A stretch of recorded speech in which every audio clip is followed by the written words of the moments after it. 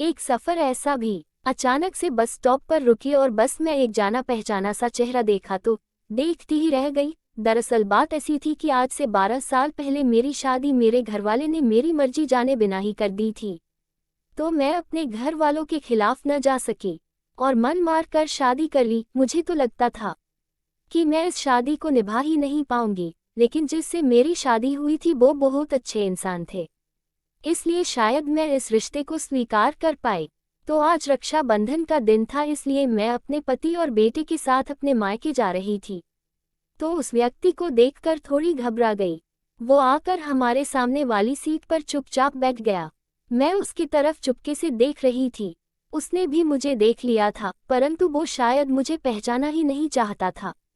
मेरा मन कर रहा था कि उसका हाल पूछूं, लेकिन मेरे पति साथ थे तो मैंने सही नहीं समझा। ऐसे ही कुछ समय बीत गया, परंतु मेरा पूरा ध्यान उस पर ही था। थोड़ी देर बाद मेरे पति बाथरूम गए तो मुझसे रहा नहीं गया और मैंने उससे बात करने की कोशिश की। कैसे हो? वो कुछ समय बाद बोला, जैसे छोड़कर गई थी। उसकी यह बात सुनकर मेरी नजरें झुक गई और मैं आगे कुछ बोल ना पाई। उसने मेरे बेटे की तरफ देखा और बोला, ये तुम्हारा बेटा है? मैंने हाँ में सिर हिलाया और वो चुप हो गया। मुझे मानो 12 साल पहले की बातों ने पकड़ लिया हो। हम कॉलेज में एक साथ पढ़ते थे और हमें एक दूसरे को बहुत चाहते थे, लेकिन मेरा कॉलेज खत्म होने के बाद एक दिन जब मैं उससे मिलने गई तो मेरे आंखों में आंसू थे। देखकर वो बोला, तुम रो क्यों रही हो?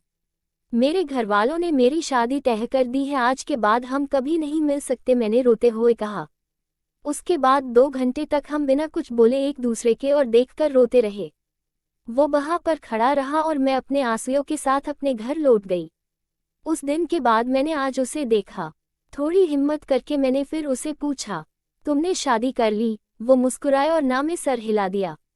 आगे क्यों पूछने की मेरी हिम्मत न हुई, इतने में मेरे पति भी आ गए। थोड़ी देर बाद उसका स्टॉप आ गया था। बस से उतरने के समय मैं उसकी तरफ देखती रही, परंतु उसने न देखा, शायद वो अपने आंसू छुपा रहा था। तो मेरी जिंदगी में एक सफर ऐसा दुख भरा भी था जो मैं किसी को। अगर आपको कहानी अच्छी लगी तो चैनल को सब्सक्राइब जरूर करें।